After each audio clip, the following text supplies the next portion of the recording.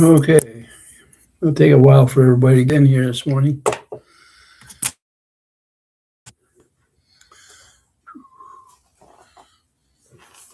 I want to go over some some laws that are about being able to protect yourself a little bit today.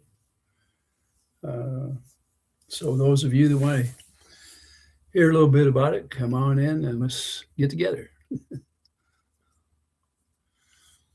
Good morning, Don. How are you doing today?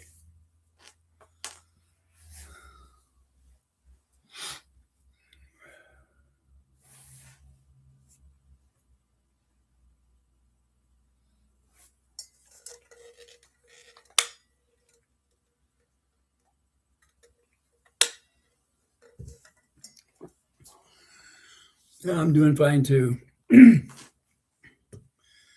Oh, heck. This morning I thought I'd go over a couple of laws. I was going to read the laws verbatim. What they pertain to is stand your ground and carry, being able to carry a weapon. How are you doing there, Caddy? So what I'm hoping, I'm going to try an experiment here. I'm going to go to the page for Florida where it says stand your ground. Okay. Hopefully you can hear me. Anyway, I'm going to read the first part. It says here, unpack Florida's unique self-defense framework covering the right to use force without retreat, the associated legal immunity. It says here, Florida's stand your ground law. Florida has a stand your ground law which grants individuals the right to use force, including deadly force, without a duty to retreat from a threat. I want to repeat that. You do not have to retreat from the threat. The law was primarily codified in Florida statutes 776.012 and 776.032. And understanding the core principle, it says historically common law self-defense doctrines often include a duty to retreat, requiring individuals to attempt to escape a dangerous situation before resorting to deadly force. Florida's stand your ground law eliminates this duty, allowing individuals to stand your ground and use force if they reasonably believe it is necessary to prevent death or great bodily harm. Again, great bodily harm. This principle extends the right to self-defense beyond one's home to any place where a person is lawfully present. Okay, were all of you able to hear that when I read that? Yeah. Good morning, Tony, Don, Caddy, Bobby, John Cook. Good morning. When I repeated that or told when I went to the channel about Florida's law of stand your ground, could you guys hear me on that? Okay, Don said yes. All right. A lot of people don't understand that some states you do not have to retreat. When the law first came out about defending yourself, a lot of states encumbered with you to prove the fact that you couldn't get away, that the only way possible was to go ahead and use deadly force. Florida dismissed that away, and I gave you the numbers of the statutes that pertain that in Florida. I've got another one I'll read a little later here. But the reason I thought it was important is in the last few weeks, some of the people that are going to act as witnesses in different cases, okay, you're, in a manner of speaking, have been warned that anything you say or do while you're being a witness in the court of law for John and Michelle, that your words will be held for the next trial that Jeremy may do on you for conviction. In other words, and remember, this is a civil trial that you're in. And so he's telling you during the civil trial, the words you speak are going to be held against you. And matter of fact, he said he's going to record it. And my understanding is he can't, but I'm telling you, that's what was in there. Part of the stand your ground, the reason I read it to you is because the threats that were out there, and a little over a year ago,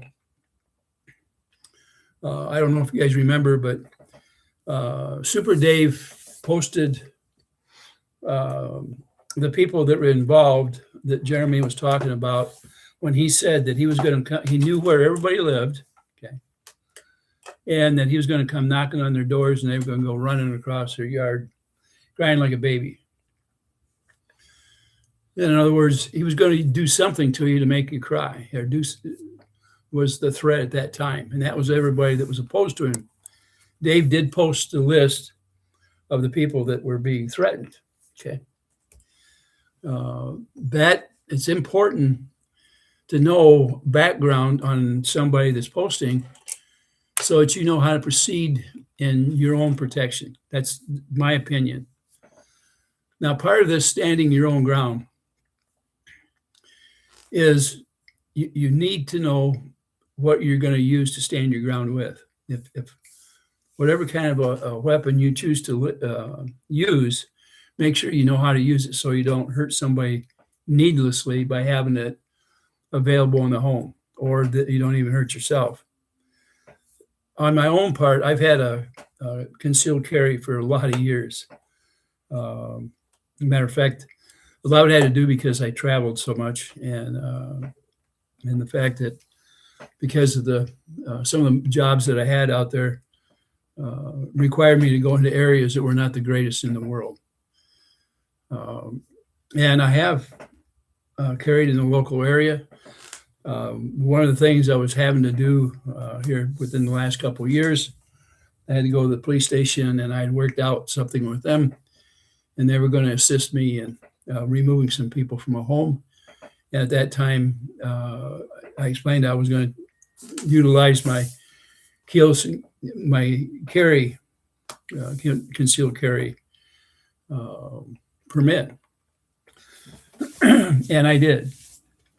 And the police were there to monitor the situation. So most of them know me in the area from the different, and the local police here in this town know me. I have went ahead to them and explained what was going on with the channel where certain threats were put out there, showed them what the threats were, the channels that were doing it, in case I needed backup or something would happen here. More checks are being put on the house presently with my place. I didn't figure I wanted to take a chance. It seems like because of some of the things that were said, I'm going to have to make sure that my daughter is also protected and proceeding in that manner as well. For you out there, what I'm giving you is kind of the lowdown on it. Now, as you all know, John was thrown in jail for over 40 nights and 41 days because he wanted to protect his property, which he had every right in my mind. I don't know how it all came down and why they decided against him when they were doing their when they did their investigation.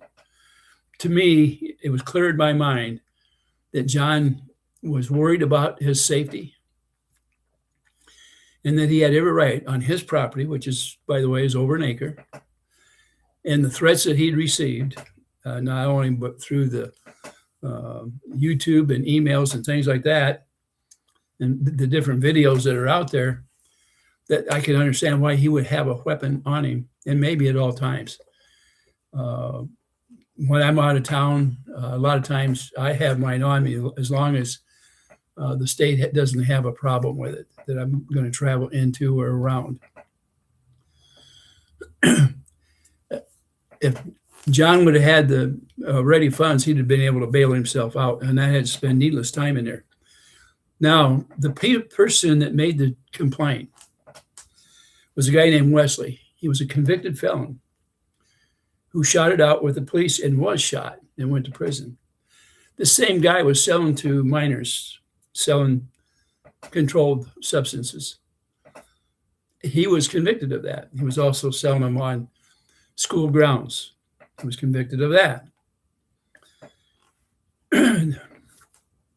Now, this guy, when he went against John, he went up to by the highway, and he did call George, and Diane, whatever her name is, came up there, talked to him and the woman he was with, and the sheriff's department, and they were going back and forth. If you watch the video out there, you'll see that they were in the different vehicles talking to the different officers that were there. When John was picked up, he told them, he said, "Look, this is I'm not guilty of this. This is a setup." I fully believe that John was set up in this thing. Part of it is when you have a felon, and apparently nobody vetted this, including the Hales group, because you'd think they were best buddies. And he made some comments, matter of fact, out there that have been copied, pertaining to why he did make that complaint. Now, I want to tell you guys something. This same person had a GoFundMe. Yeah. And he went back to where he lives, and he's got that money coming in right now. This is that convicted felon. This guy that's so substantial.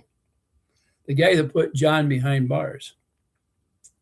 And the story he told, if you look at him, he's kind of wild-eyed. And his daughter was crying her eyes out. And if you believe all that, I guess maybe I could sell you the Golden Gate Bridge. But anyway, getting past that, and I'm giving you my opinion on that part of it. This guy's word was taken over John's. It was John's property. John's a permanent resident.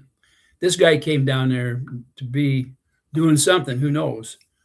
The woman that was with him, I'm not sure why. I guess it was her place that this guy and his daughter were staying at. Have no idea why a woman that was.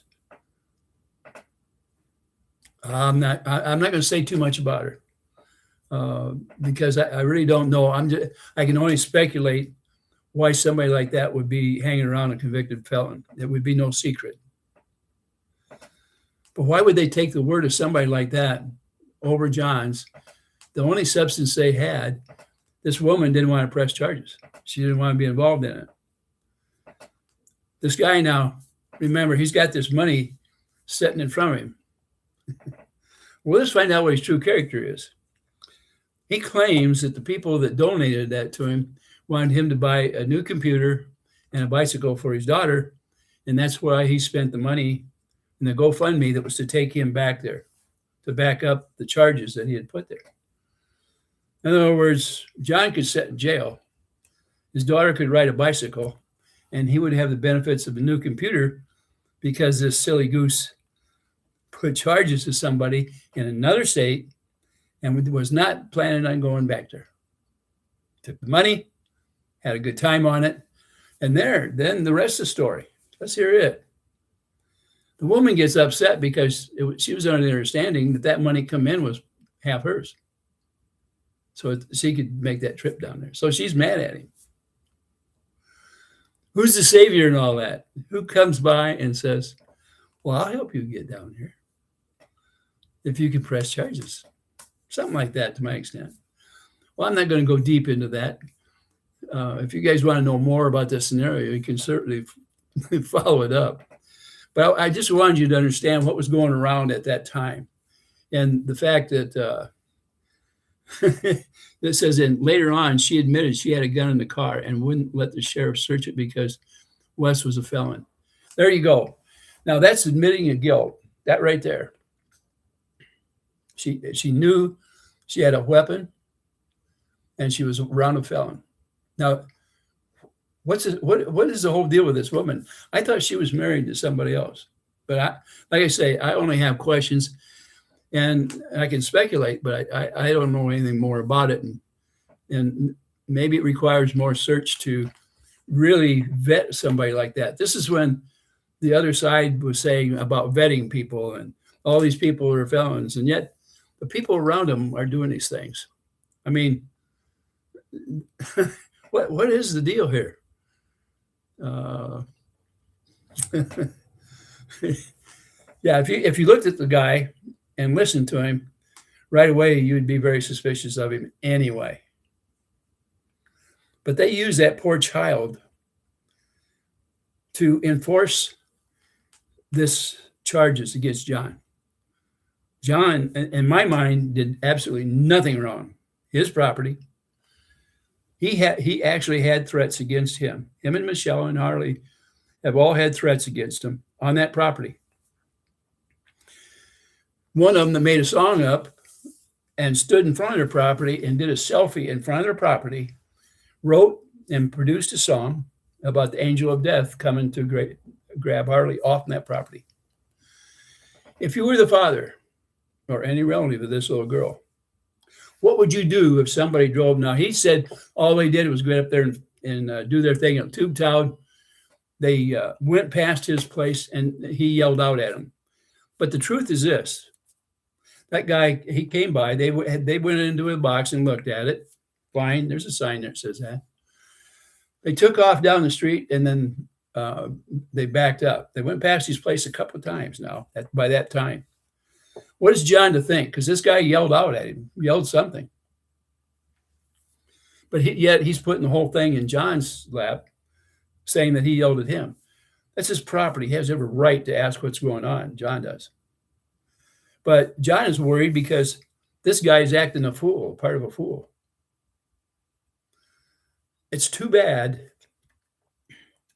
that the sheriff's department didn't investigate it a little further, because here's this guy that made this mountain out of a molehill and used his child as that.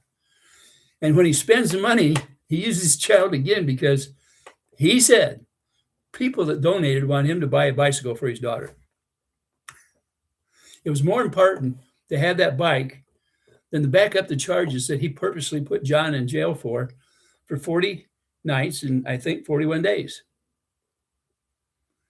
That's quite a bit of time out of your life. I want you to think about that a little bit. These are things that were imposed on these guys. And yet today, you would have it, these people would have you believe that they're lily white, that they don't do anything wrong. And they have nothing but goodness and good people around them. Yeah, well, I have a different thought about that. And the other thing is, this guy's a creep. Really is. In my mind, he is. And yet these people, what do they do? Are they going to hang around people like that? I mean, I think about it a little bit. How many people have come on his property and been around there that do this kind of stuff? Now, I'm getting attacked on a regular basis, little pieces at a time. And all I have done is reported what I believe is my opinion. And I've not been vicious about these things. But now that my finger's been pricked a little bit, I am going to invest some funding and find out a lot more, because I'm tired of sitting back in a chair and just rocking and let somebody come in here and tear me apart when they're vetting somebody like that obviously is not normal society. You don't take out and start taking pot shots at the police and have them taken back and get you and put you in the jail. And you're a convicted felon, and he was in a car when this happened that has a weapon in it. So when you put all this together, and all these people are telling you how everybody else, how bad they are, and yet they vet somebody like that and hold them up as if these guys are a savior of the world. And they couldn't say enough good things about him and his child and this woman while they were down there. And yet, the woman was a liar. And whatever he said, I can't believe that child would have been crying and whipping around and worried about everything in the world. and he's still sticking around there. And why, if this child was crying, why would he back up to the John's gate? Why would he do that? You tell me.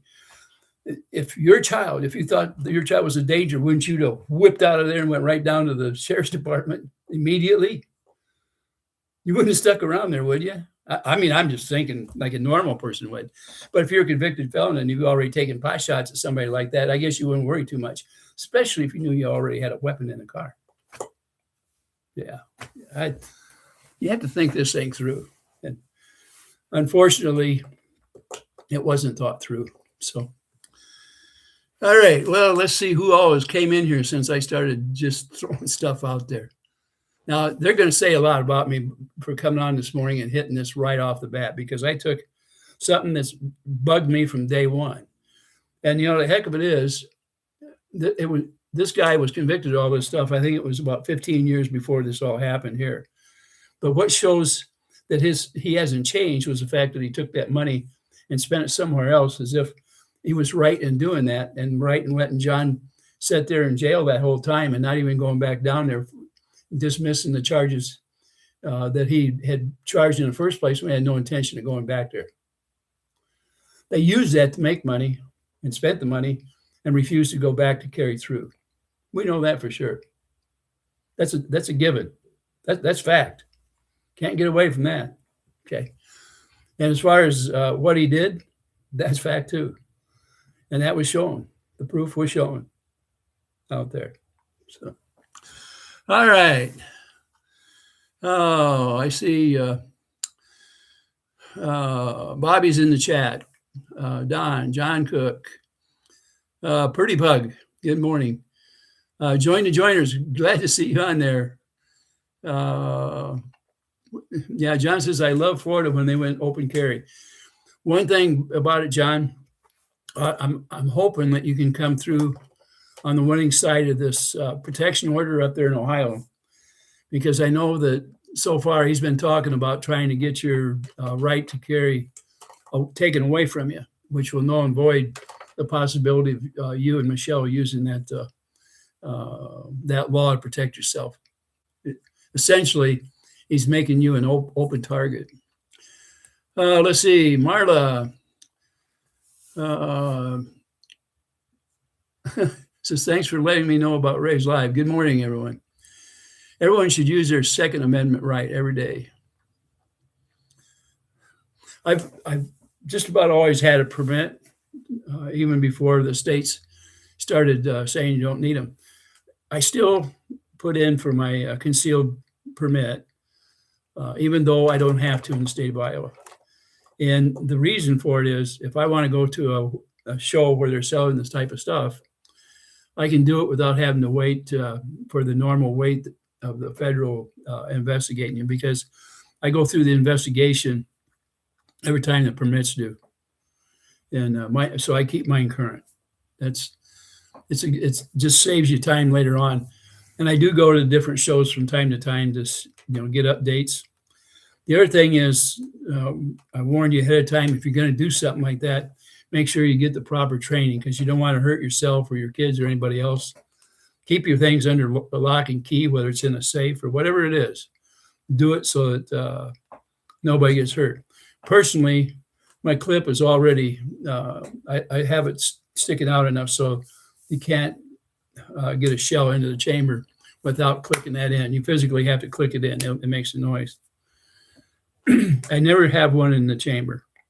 And the reason is, that's the easiest way to hurt yourself. Grabbing for something and accidentally pulling the trigger, and boom, it's going to go off. And never having one in the chamber. A lot of people forget to check on it every time you pick it up or lay it down. And you should always do that. I think as many people are hurt badly from an empty gun as they ever have with a weapon with that was supposed to be, that has one in it. I think being empty, supposedly empty, and not checking it is extremely foolish. You have to look at it, and you never want to leave it in there. All right, let's go on with this.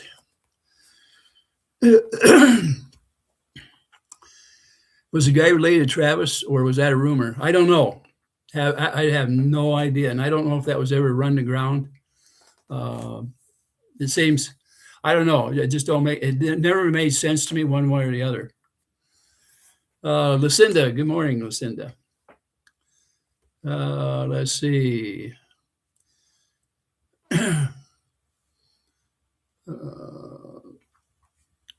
Larry says Jeremy only has criminals who associate with him. John had every right to defend his home. I fully agree with that. I think that for it's unfortunate that he didn't have the money to bond out. Having to wait, well, the whole thing was a fiasco, period. John should have never had to go in there under the circumstances that were there. We're talking somebody from out of town. Apparently, he never intended to come back, but he did use it. He was an opportunist. He used it to raise money and spend it. That we know. That's a fact. Later on, he admitted she had a gun in the car and wouldn't let the sheriff search it because Wes was a felon. He should have been locked up. I agree with that, but there's nothing I can do. I'm just a common citizen. And apparently, these things were taken care of somewhere else, and it wasn't followed through in the state of Florida. I don't know why you can make a charge like that and not come back to back it up. So a felon is out in front of his home with a weapon and he can't protect his home. I call BS. John needs to sue Hales for that setup. Wes is Travis's cousin. I don't know about the part about Travis's cousin. And as far as Hales, I don't think it can be proven of a setup from Hales. But the part that can be proven is the guy's background. He made charges and didn't carry through, collected money, didn't use it for what he collected it for. Although he did say the people that gave him the money said that they wanted him to spend it on his daughter for a bike and a computer for him. Very convenient. Let's see, what else we got here? Good morning, Ray. Having coffee with you and listening. Thank you, Joy. Marla said, when you have a cowboy husband that makes the best biscuits, you start your morning with them and when you can. Marla, that's great. I love biscuits and gravy is what I love in the mornings. And I probably would have them every morning. It's just that, and I do have some pre-made gravy actually in the hospital, in the refrigerator right now. I guess I could do that. What else we got here? Tanya says, hi, John.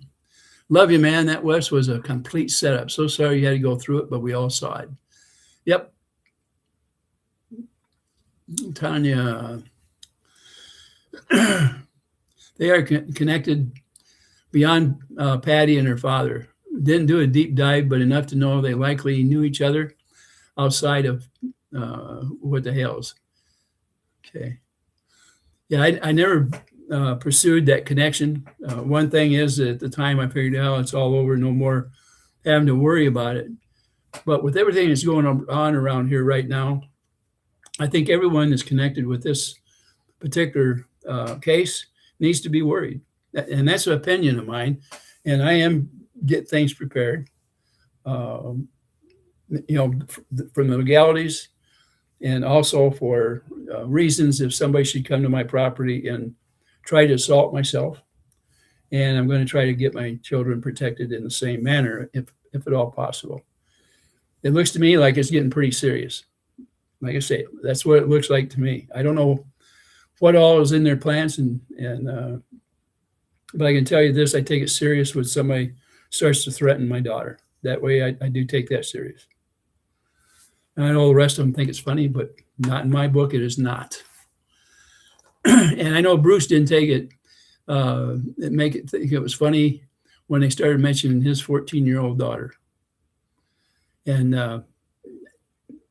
all you can do when a threat is made, if it's bad enough, you can charge it. The police themselves, all they can do at the time is make a report. You don't know who's coming, when, or if it's even truth. You don't. and they can't waste their time running around trying to take care of us. And that only leaves us to take care of us. And being prepared is one way to do it. I would not recommend being the aggressor in any way. That being said, if you stand in front of somebody and wait for them to take the first punch, chances are you won't get to take the second one. Being prepared means at least if they take a punch, you can avoid it. You can dodge it if you're ready for it. And that's just a parable for a way of speaking about the situation. Okay. John says, especially that we have bears in our, let me see, did I go too far now? Especially that we have bears in our area, wild pigs, poisonous snakes, and hundreds of crazy people at my gate. Yep. And there were, people have come from a long way around to check out this scenario that was going on, the storyline. And my understanding is that their names are used even when he's trying to rent out these B&Bs that he's got. A lot of these things, he's walking a narrow line. And I guess it doesn't matter the morals in the whole thing. If he can tiptoe around the law, I guess that's the way it is. Opportunists will take every loophole they can to get their way to proceed. Why I was to come back to Florida was because there was a weapon in the car, and he's a felon who shot at cops. Yeah. Yep. The guy had a record, and he didn't mind breaking the law afterwards, did he? Marla said, I'm addicted to honey and cream cheese on biscuits lately. Well, a lot of times, here's what I do. A lot of times, if I want a good start on the day, I'll throw the peanut butter and honey on the biscuit or the muffin, either one. It's good, and it's filling, and it sticks to your ribs a little bit. Time to learn to batch cook and freeze it, Ray. Make a big batch of gravy and portion it out. Yeah, and I do that. Now, in the past month, I've made a pretty good batch of gravy. And I know most of you wouldn't do it what I did. One of the batches I made was chopped up lobster tails, pieces that I bought at the grocery store. It was on sale. It was cheap. Comparatively, it was cheaper than meat, regular meat even, if you can imagine getting lobster. But it was pieces, okay? And the other gravy I made was with shrimp. It's more of a sauce than anything, but I thicken it up like a gravy. And I can use it on anything. Biscuits, pancakes, toast, any of that stuff. And it's good. And some of you, if you haven't ever eaten it before that way, you probably think, you don't want to try it. It is good. Take my word for it. And if you're hungry, you'll eat it. I had the money to bond out, but it's non-refundable, and I wasn't going to pay back. Wow, $7,900. I told them I would sit there. Wow. I didn't even realize it was that way, John. Yeah. That's just unconscionable, the way that came out. I don't know how anybody can justify that kind of stuff, and why there was no repercussions for it. And that all that don't make sense. John ended up being the victim in this scenario. Actually, all three of them did. Harley, Michelle, and John. They were all, in real terms, they were victims on this. Not only was their reputation torn apart, but it drew more attention and more hate mail. And you just go on down the line. It all came in there. And it's been going this way for years. Not something that's overnight. It's been years. Bruce Maskin says, John's false incarnation will be accounted for at some point. I hope so. I really, I'd like to see that day. It would be worth coming down to to shake his hand when he comes out the other side and it's taken care of for him. I honestly, I wish that I just hope that all comes to. Let's see, Teresa, how are you doing? Are you feeling any better today?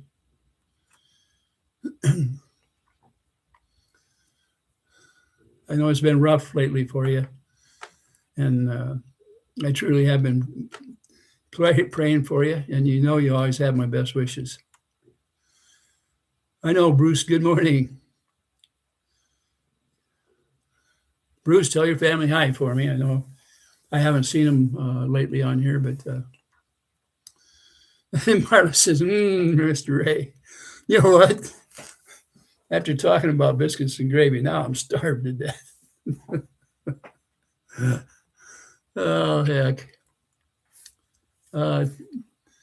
Tanya says, I'll have to try. I made multigrain wheat bread yesterday and honey and butter on warm bread. Oh, man, I love.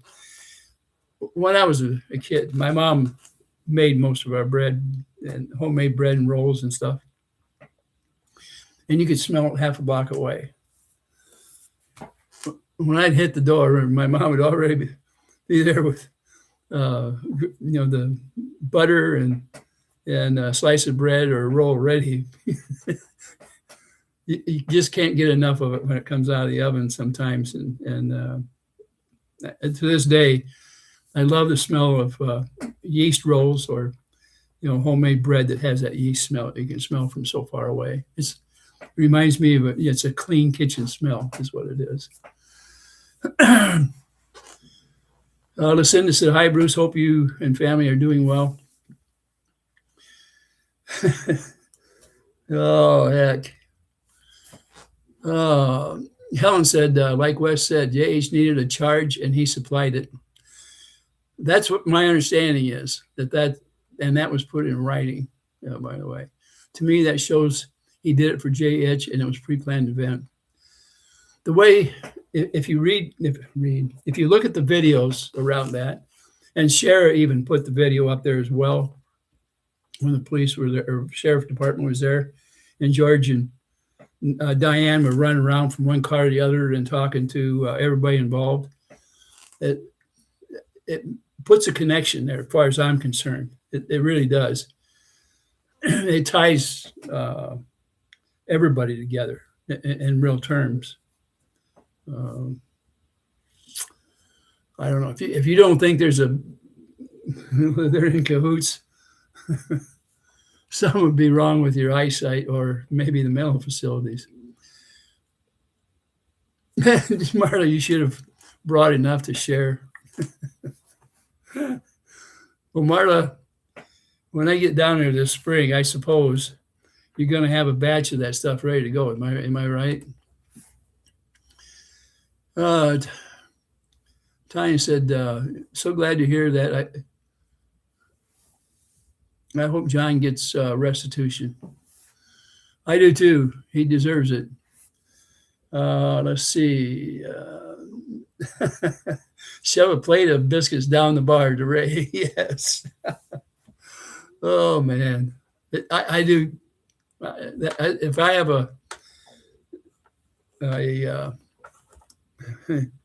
I guess it's in my top part of favorite breakfast is that biscuits and gravy or pancakes and gravy.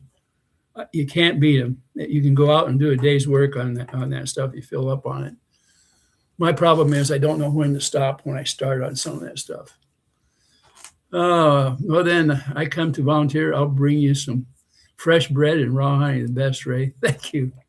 Well, Tanya, I now have to show you some of the things I've got in my kitchen. But I keep peanut butter and honey in there. It's always in there because honey is one heck of a sweetener and it's good for you. And you can add it to a lot of different things, where it's tea or things like that. It helps your throat, especially if it's a little scratchy. Mara says, oh, heck yeah. Jobs incentive, all I know this, man. Bearded, I'm glad to see you on here. John's innocent, and we all know it. Yep. Well, we kicked this morning off with a good one, I guess.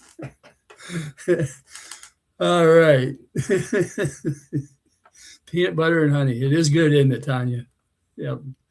My wife and I, a lot of times, we had, since we retired, our big meal usually was at lunch. And so at night, a lot of times, rather than try to cook up another full meal, we had English muffins, peanut butter and jelly, or peanut butter and honey. And of course, a glass of milk or whatever we wanted to have for a drink with it. And that was usually enough. Now, her and I both love desserts, and it might only be a cookie. A lot of times it might be a pie. And if we were lucky, it was a homemade pie, or if I was lucky, rather. But there were times when we bought frozen pies and got by with that and warmed them up a little bit and put a little scoop of ice cream on there. So we did the best we could to spoil each other. With me gone, they were able to remove the camper because of my phone held the deal that I was buying it, and he was staying there rent-free as a payment. Man. See, that the coercion that was going on was worked out and put on YouTube. If you remember right, of the conversation that went on between Jeremy and that guy,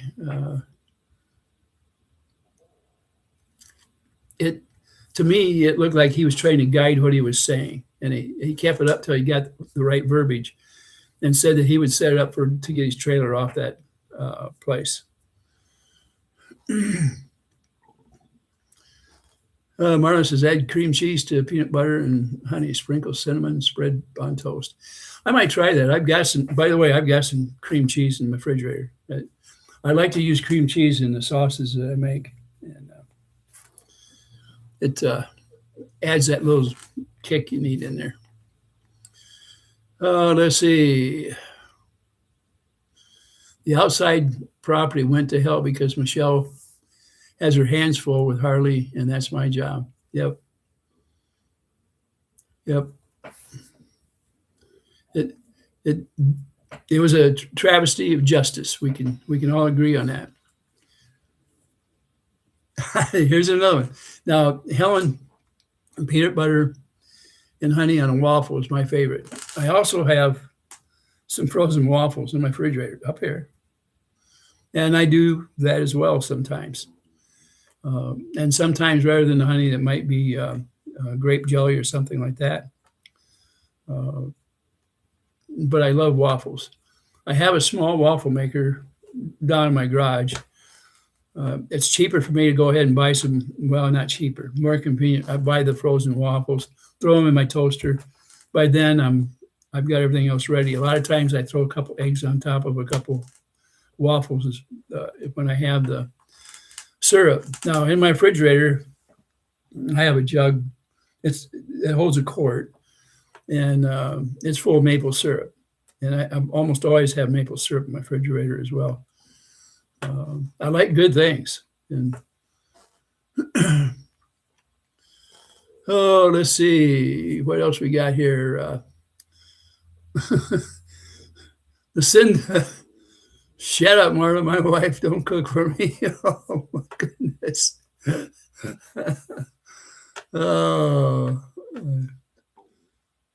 I got coffee and a little Debbie donut sticks. Those are pretty good. Yeah. I used to always like to dip things in the coffee and eat it. I know sometimes it gets a little sloppy.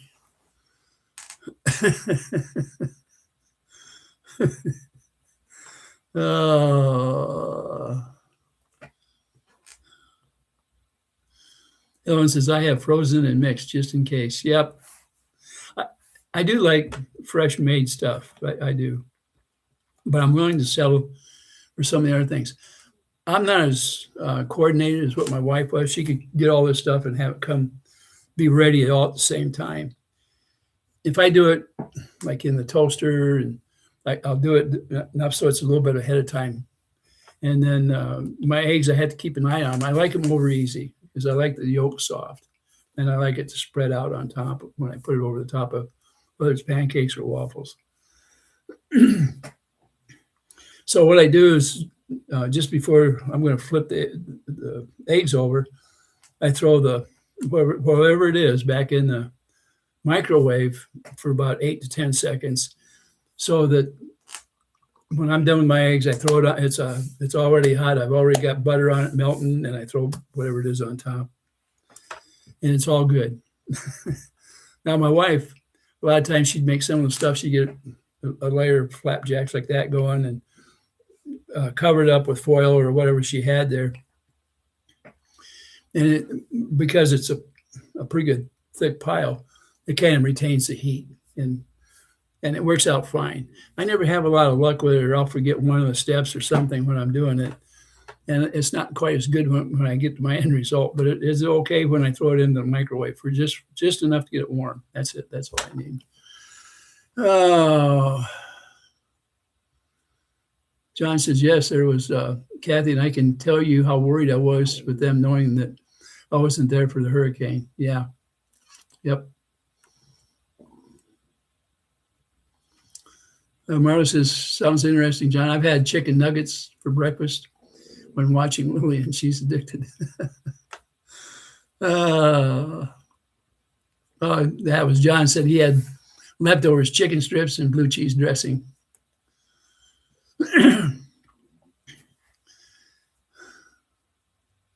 Yeah, Marla said, didn't Harley end up in the hospital with fever too? I seem to remember something like that happened.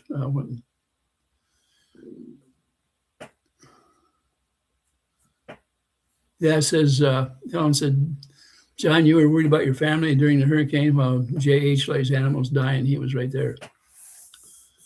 Yeah.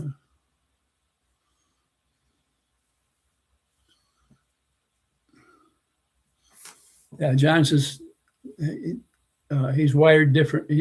John is wired different. He does care about people around him. Yeah, it's called empathy. Empathy. When you care about others.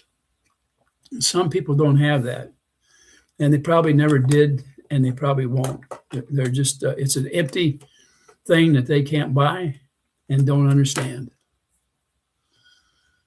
Oh, let's see. Tanya says, yes, some more going on when John was in jail. When you put all the pieces together, what a plan. Yeah.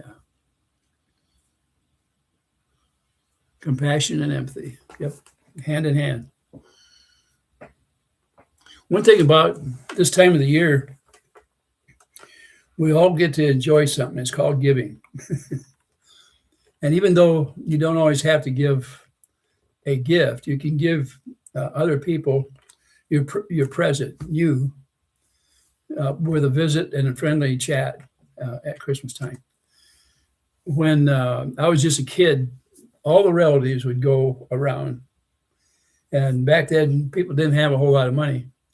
And usually they'd come in and chat for a little bit. And sometimes they'd bring you something that they'd canned or something that they found as a special, maybe at the grocery store or something of that effect. But they usually would bring something around so they could share it with each other. And a lot of times when they'd come in, they would have coffee or hot chocolate or hot toddy and sit around the table and go over the years, the stuff that happened during the year. That was families getting together, families and friends. And it was a happy time of the year. That it was great, is all I can say. Sometimes the giving of a gift is greater than receiving it in the way that how happy you feel. Just being able to have the ability to give something when things are tight. And that in itself can make the giver extra happy, just being able to provide something for somebody. Let's see. My favorite thing in this whole world is giving back to people and helping other people out. It really is. And it's been like that for 20 years now, out there in the recovery and everything. Yeah. Thank you for your heart there, Bearded. We know that that you do have a big heart. Tanya said, yeah, most normal folks don't have it, but some don't have a heart, sadly. My favorite gift is a rock from a child. Helen, one time, my wife and I were on our way down to Texas. And this goes back to right after I retired. And we stopped in a real small campground. And the people had a young daughter, and she had a rock collection. And she wanted to show it to my wife and I. And we looked at it. And her mother brought out fresh stuff from their garden. So, there was tomatoes and peppers, and I can't remember what all was there, but it was quite a bit. It was enough to have a pretty good sized salad. And then before we left, that little girl came back out and had my wife a rock. And I've got it around here somewhere in one of the vases around here. But it was so cute. And they used to send us a card every year. And that's just from stopping in a small campground on the way down to Texas. But I thought it was quite a deal. And so did my wife. Helen, John says he has one of those rocks, and Harley had painted me a rock that looks like a pickle for my birthday because I call her Pickles. That's pretty good. And it is sweet of her. It shows she has a heart, that's for sure, and that she's giving. I love it so much. I see it every day where I have it placed. Yeah, that's a good thing. That's great. It means a lot to a child. The fact that they saw a rock and thought about you is the best feeling ever. Yep. It's something solid, for sure. It means a lot to a child. Let's see what else we got here. He was trying to give her presents to other kids at her party. It was so cute. I noticed that. She's a very sharing person that we've seen. That was a wonderful party that day or that evening. Let's see. Oh, by the way, I did get invited to a Christmas dinner by my neighbor over here. So it looks like I'm going to get a Christmas dinner with all the fixings. I'm truly lucky that I have a neighbor, and I'm glad I never started a fight with any of them, and none of them ever started a fight with me. We truly are a tight neighborhood here, all the way around. And I couldn't be happier. And it's there's not enough money in this world to make me want to get into some kind of a thing that's going on there in Otter Creek. There's not enough money in the world. This little dead end street here with a few homes on it. From the first day I was made welcome, and that was over 22 years ago. And they welcomed my wife and I both in. And like I say, it was from the very first day. And when we needed them the most, they were there. They come knocking at our door and come in. And I had some neighbors coming in right behind the ambulances. We had 2 ambulances here the day they had to pick my wife up and take her to the hospital. So it shows you if you're careful where you move, and if you treat people decent, they'll bend over backwards for you. You don't have to ask. And that's one of the greatest gifts you can have, is that kind of a atmosphere. It's a small town. It probably won't happen in the big towns that I'm aware of, but at least it happened here, and I'm so grateful for it. Lauren says, can I be your +1? Come on in and be my +1 anytime. I'm the one that does most of the cooking, and I'd rather be the one eating. Lauren, okay. A good cook has to eat some of their cooking, that's for sure. I have lived here, listen, since I've lived here 13 years, never met any neighbors. It's kind of tough if you don't know everybody around you. You never know when you may need a little help or when you can help somebody out. I'm not sure where you live. I'm not saying there's anything wrong with it, because sometimes in big cities, people aren't interested in making friends. And the other thing, sometimes in big cities, if it's a rental area, they come and go on an annual basis. So you never really get to be real tight with somebody. When I was in the Army, and when I come back to the States, I was transferred out to Washington State. And we ended up in an area where it was almost all either Army or Air Force. McCord was not too far away. And it was one of those, they specialized in leasing or renting to military, and it was reasonable cost.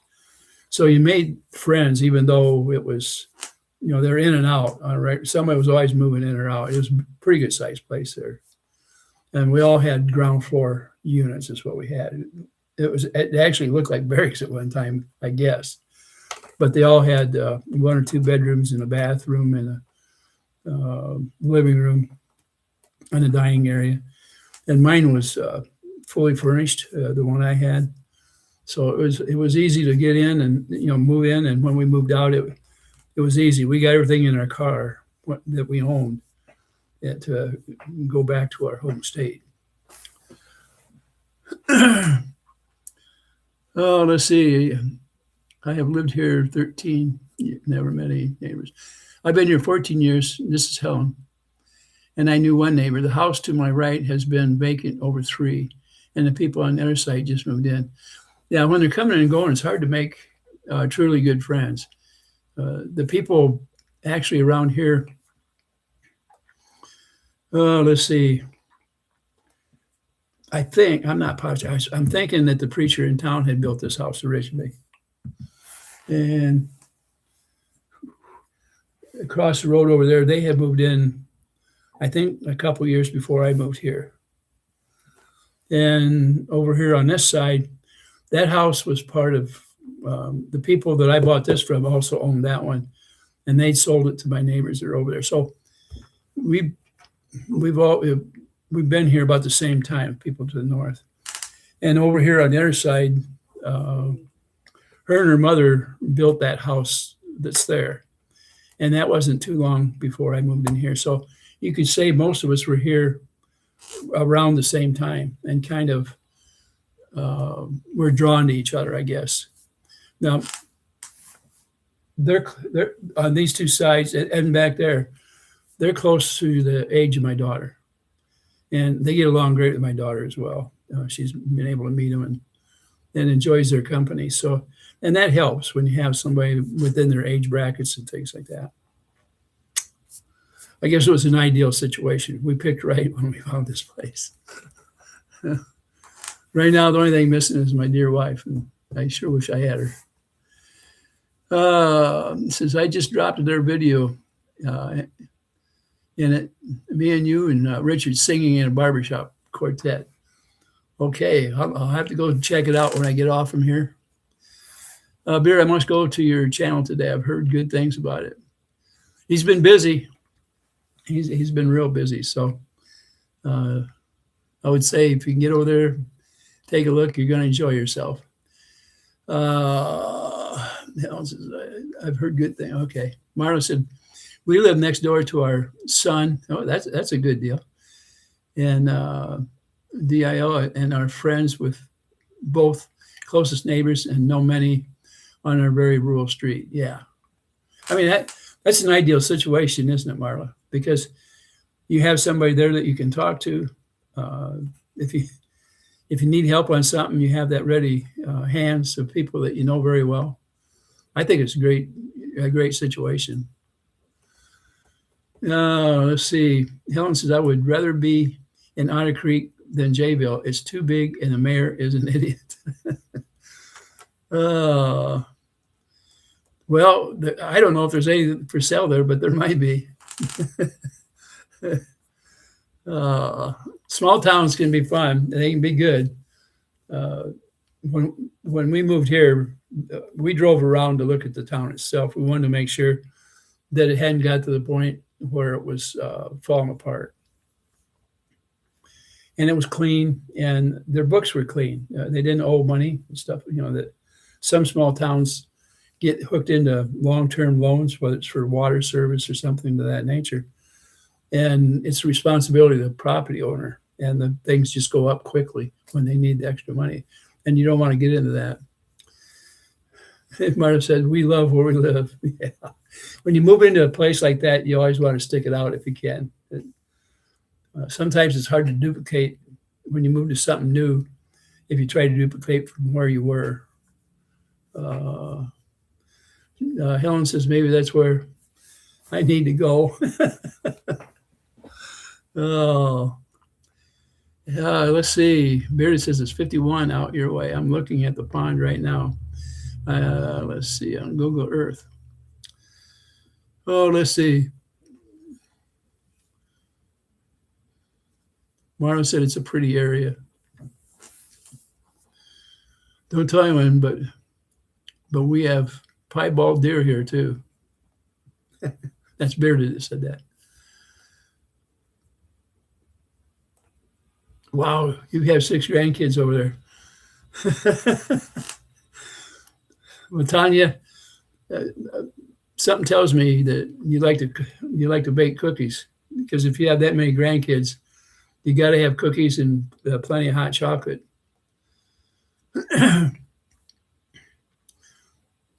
Let's see. John Cook said Bronson's a nice little town.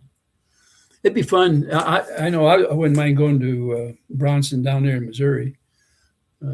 I love all the old country music. Unfortunately, the country singers that I grew up around or to listen to, almost all of them are gone. And I don't know if any of them from back then are entertaining anywhere because of the age. But that was my introduction to music. It was before rock and roll for sure.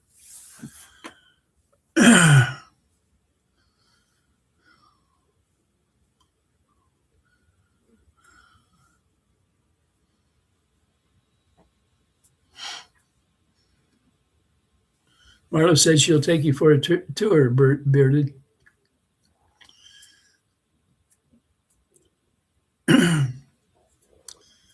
Joy said that Otter Creek has a beautiful town. I talked to a few people from Otter Creek that have been there a while, and they seem to enjoy it. I haven't talked to anybody that has said too much about the controversy going on down there, or Hales himself. And I've avoided talking to him about that because I don't want to bring pressure down on somebody that has to live their daily life in a small town. One word can put you on the outside very quickly, and it becomes, with all the politics that were going on down there for a while around the consul, I can imagine how much it divided that town of 100. I think that one I looked there was 112 or something like that when I looked the other day. Well, how you doing there, Linda? We were talking about breakfast foods a little bit ago, and now everybody's hungry.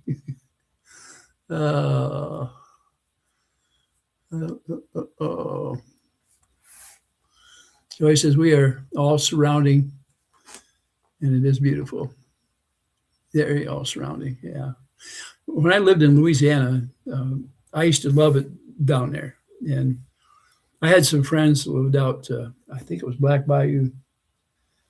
Anyway, that down there had the great big oaks that spread way out. Their property, I don't know how, we're talking hundreds of years old.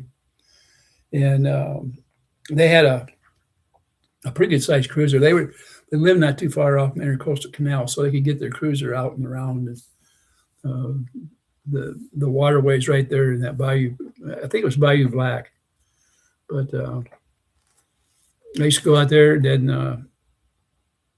I lived about maybe a mile from the Intercoastal Canal. I used to put the boat in most weekends, and my wife and myself and sister-in-law and brother-in-law was down there, and then I had some good friends of mine from Texas that were down there, so we'd get out and fish and just kind of lollygag around, kind of cruising, and we'd go in. And the boat I had, even though it was big, it had a shallow draft, and we'd go out in the swamps, and it was really relaxing out there. And you see everything, all kinds of wildlife. So we loved it. It was kind of a weekend enterprise getting out and around. Then Marla says her and her daughter are creating a food forest for the kids. She does citrus, and I do native fruit trees and avocados. You have an ideal situation. Years ago, everybody had at least, it seems like at least one type of a fruit tree in their yard, and they shared. Everybody shared. Marla said, "Good morning to you, Linda," and we are glad to see you here this morning.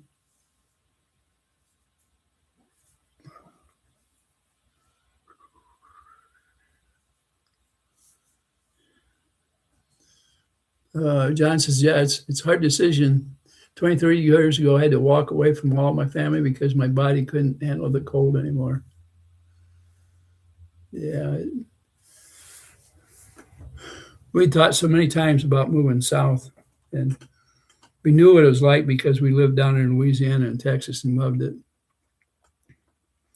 And there was a lot of times we regretted on moving when we did, but it worked out pretty well for us. And even though I'm pretty much stuck up here, I was born right here. And so now most of my relatives are gone. I'm kind of the last of the Mohicans.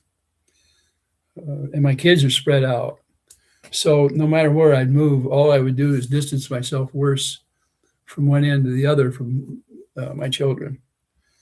So at my age, I think I'm just going to stay right here, and like I said, I'm comfortable with the people I live around here, and my children can come. It's not as if it's so far that nobody can see each other. We can certainly do that, and we have that FaceTime that we can use on our phones, on our cellular phones. So. And everybody has one that they can use. Let's see. Trying to grow a lot of basil. I think I started them too late, nurturing them over the winter. We lived in Texas. We had one of those windows that sticks way out, and you can put things in there to grow them, and that kind of works out for different seasonings and stuff.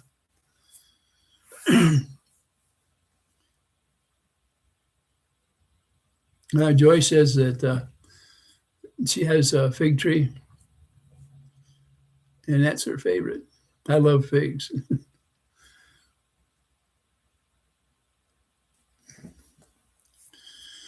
Linda is making cookies today and getting a box together to send to Lisa for Holly Jolly Christmas. Great. Pam said hi, Ray, and to all. Are you too, Pam? Let's see.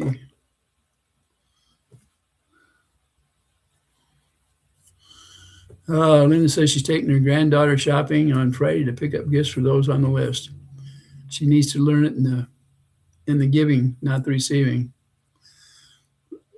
Us kids used to, when we were little, I mean, we had a certain little bit of money, not a lot, but for us, it was a real holiday being able to go out and see if we could get everybody a gift with what we had. And then we enjoyed opening them up, or watching them open them up. And it wasn't that they cost a lot, it was the meaning behind it. We tried to make sure it was something that they could use, not just a gift. It was something they'd be able to use. And there was times where we made something. When I was in high school, I did make a few things. I had woodworking classes. So, let's see. Marta said,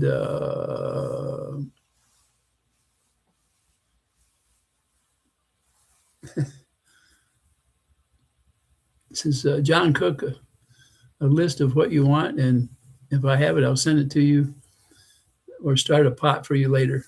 Well, John, that's a offer you can't turn down and close at hand. So,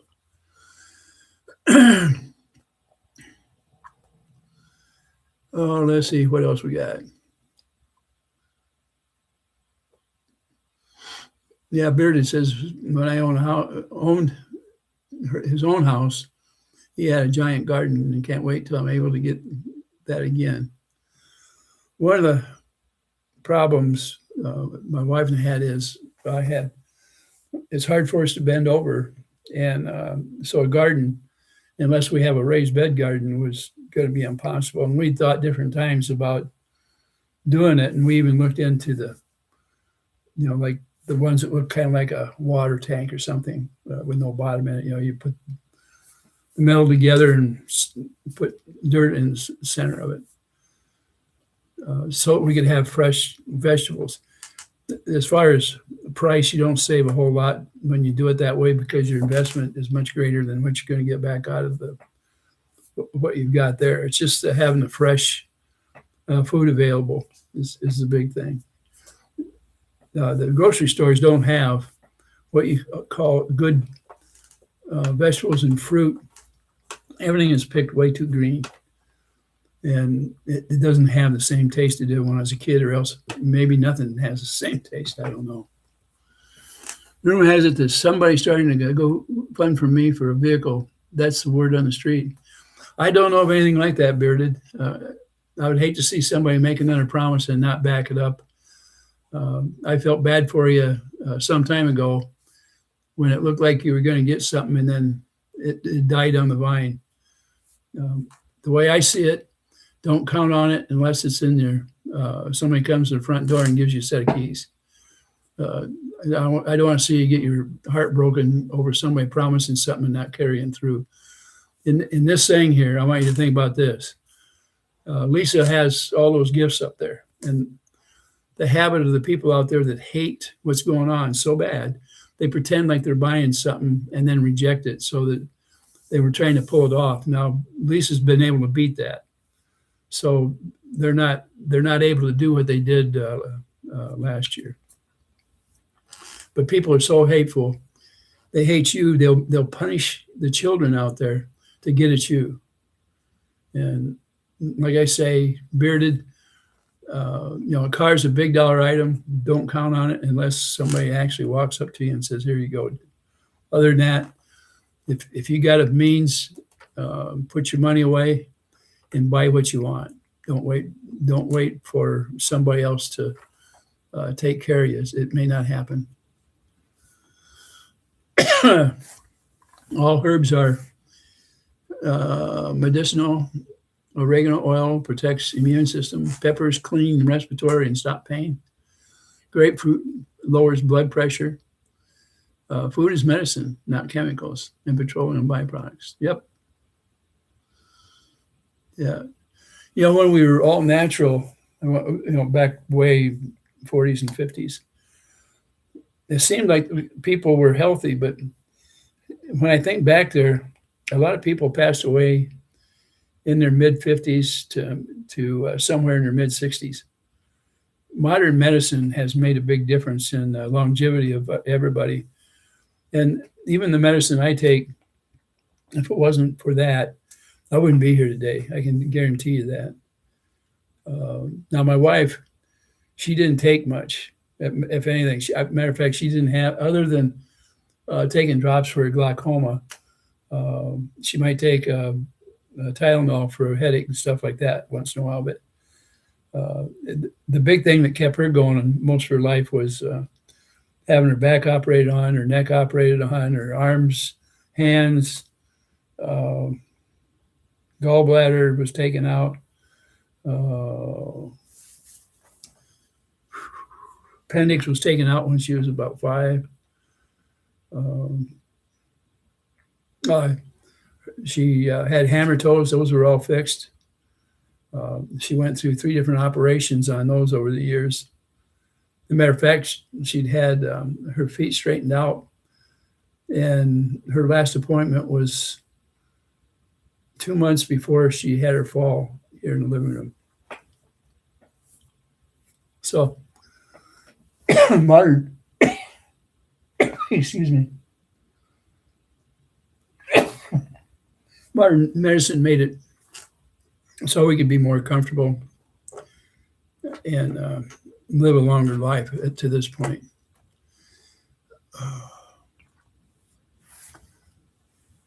Yeah, she said the sentence is now all the shit they're putting in our food is killing us. Yeah, some of that food is made to naturally reject insects and things. I don't know how good this is for you to ingest. And years ago when they started putting growth hormones into animals, especially chickens, and we eat all that stuff. I don't know about you, but the kids nowadays, I mean, they're head taller than I am. And when I was in school, I was one of the taller kids, but I wouldn't be today. Linda says, I worked extra, so I'm trying to pay it forward, and it's given me the best gift ever. Yep. Oh, what do we got here?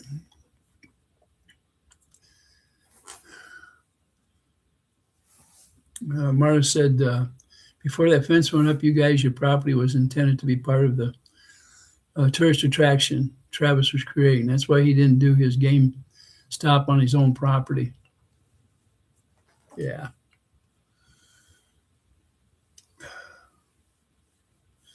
Linda Ray, how serious are you about pies? I have something I want to send you, but want to know if you would try it. Pies in 5 minutes. I love pies. There's very few that I don't like. Now, the raisin pie, there's only one type I like of the raisin pie, and it's the filler part is pretty sweet and real light colored. And not too many make it quite that way, the sauce. But all the rest of pies I love. It doesn't matter whether it's a custard pie. I love fruit pies. Strawberries I'm allergic to, and I can eat a few strawberries, but after that, I started having problems. And that didn't happen until I was in my mid-50s that I was allergic to them. But cream pies, fruit pies, I love them all, Linda. So, and even if I didn't, I would still try it just to make sure it was okay, because they can always put whipped cream or something on it and ice cream. And then everything tastes good with ice cream and whipped cream. Marla, what not items making fun of J and MP, the property are part of the tourism. Jay just encouraging. Shouldn't they get a cut of the profits? It'd be nice to think that, wouldn't it, Marla? Ellen says, I have a trooper that has some transmission or tranny issues. I believe it just needs cleaning and sensors. I would be willing to give it to Bearded if he has a way to get it to his place. Well, there you go, Bearded. If you can find somebody to pull it or transport it, there's a car for you right there from Hell and High Water. And it's a trooper, so it wouldn't be too hard to work on. Let's see.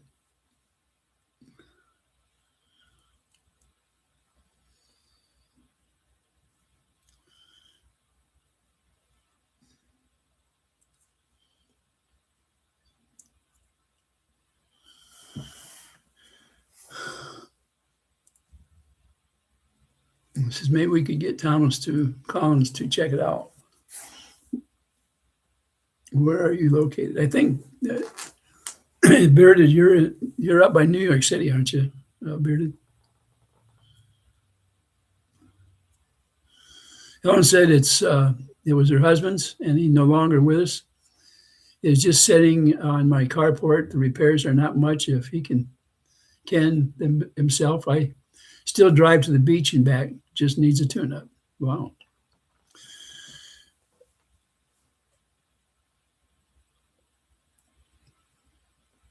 Yeah, you can get my email with no problem from the Linda Life, and I thought you had it already. I mean, from Lisa. She'll give it to you right away. I thought you already had it. I don't, for some reason.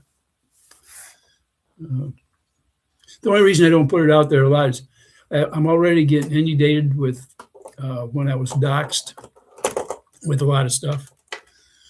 And it takes me a while to get through it in the mornings. And sometimes there's been a few times where I limited things I wanted to really see, and I got in too big a hurry.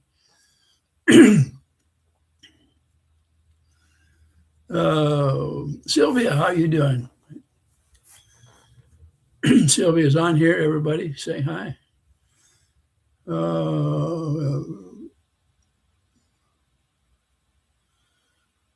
My beard is up in Connecticut. I have been to Connecticut, Bearded.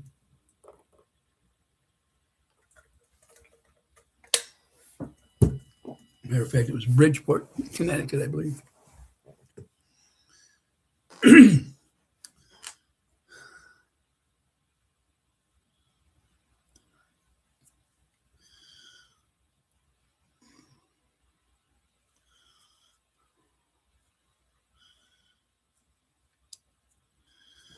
Oh, 10 minutes to 10. Well, everybody, I don't want to run this too awful long. Today's one of them days where I'm doing quite a bit.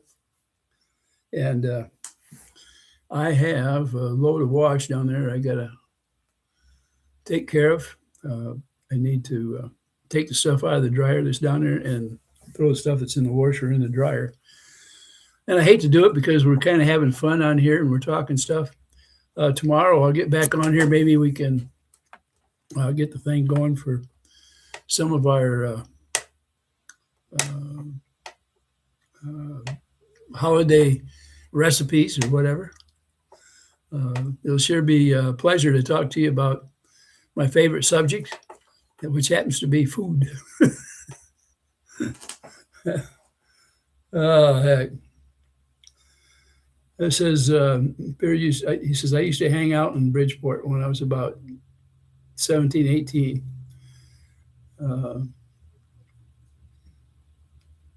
You got shot out there in Central? Wow.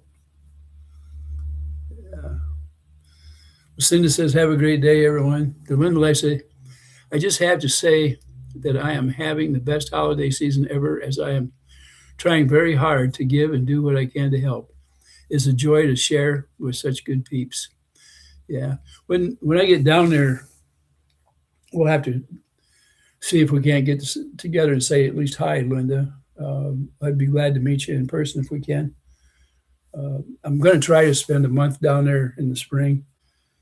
But we got to see how things go. My health is good right now, and I want to make sure that I'm in good shape. My daughter is going to help me drive, and if everything goes okay, my son-in-law will come down and help me drive back. So we're planning on making it a vacation and also to meet some of the people that I've met on here that are from Florida. So looking for some good times and good company while I'm down there. That will let Lisa know about it, and she can give you email address. They are shooting at my car, and I'll tell you what, a month later, somebody I went to high school with got shot and killed out here.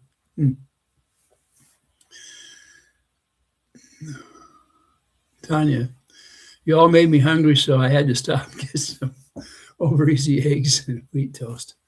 You know something, Tanya, I'm gonna when I get off from here, I think I am going to throw some pancakes together and some eggs out there. I am hungry. So I will see you people later. And I look forward to getting with you tomorrow morning. And maybe the most fun today is talking, obviously, food. So I'll dispense with the attack mode. And I never meant to attack anybody today, but what I wanted to do and get across to you is the responsibility of protection and some of the things you need to do, which is you have to learn how to use whatever you're using to protect and what the laws really say. A lot of people have a misconception of it. On my part, my word to you is read the law and understand it. And it's meant to so that you can protect yourself. It doesn't matter whether you're in home or not. Stand your ground law is no matter where you're at. And unfortunately, with John, they pulled him in for doing nothing more than standing his ground. In my mind, he was perfectly legal what he did, and nobody was hurt. And I think most of it was drama and put on and made to suppress John. And so that's been going on for quite a while. And it's not just John that people are going after. Bruce paid the price, believe it or not, for trying to do something for free for him. And they attacked him viciously and are still doing it. They can't get anything out without, and of all places, they attacked him, on the court, doing the court work. The deposition is a serious business. And before they got done, it ended up being a circus. And the judge was upset, and the judge should have been upset, but it was not Bruce's fault. Bruce tried to defend himself on there, and he was being called names. They were telling him to shut up. I mean, come on. Bruce, he deserves a pat on the back for what he went through, and he certainly deserves our protection if we can. So, and other people out there are going through some of that same stuff now. It's getting worse, not better. So, with that, everybody, I want you to have a good day. Think about something good that we can talk about tomorrow. I mean, good eats, I'm talking about. Recipes. I got to find a way so that you guys can send me recipes. That I know if I was to put my email right here by tomorrow, there would be so many emails, I wouldn't be able to go through them. And it would inundate, and it would fill up my capacity where I wouldn't be able to receive emails. It would be that quick. Maybe I can put a new one up and then just clean it a couple times a day or something. These people are very vicious in their attacks, and they'll do anything to shut us down. Just remember that. So with that, everybody, I will see you tomorrow morning, if at all. Well, wait a minute. Oh, I talked out of turn. I will not be on here tomorrow morning. My neighbor has asked me to give her a lift to the hospital. It's about 85 miles away. It's a hospital. She has to go through some tests. And I plan on doing that. And I won't be back till late afternoon. So let's come back on Friday morning, and we'll have a good time. You're gonna get to have a day without me. You won't have to listen to some old guy talking about something maybe it's boring. Although we're going to try to talk about food, and that's never boring. So, yeah, it says here, trust. I don't remember you, but make a second email, right?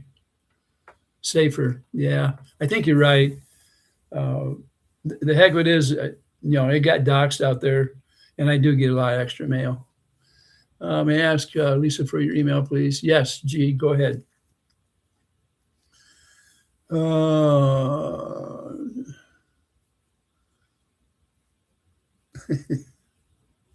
All right. Everybody stay safe. Think of something good to eat. Let me know about it. I'm going to try to make sure that I don't come on here Friday on an empty stomach because it's awful to sit on here and think about all that good stuff, and then you sit here and slobber and all kinds of stuff. Says Ray, I'm sitting here listening to you, and I'm not getting my work done. Is that a good thing or a bad thing? Well, John, I think when you can sit back and relax and have a good time, there's nothing better than that. Uh, one of the favorite times of the day for us when I was a kid was sitting out in the front yard, kicked back under a shade tree, and maybe have an apple or something that we chew on while we're talking. Just being generally trying to be a little lazy and relaxing. So the good Lord give us things to make us so we can relax, and you just got a gift from the good Lord. That's what happened, John. So you have a good day anyway. Tell everybody hi for me. See ya here.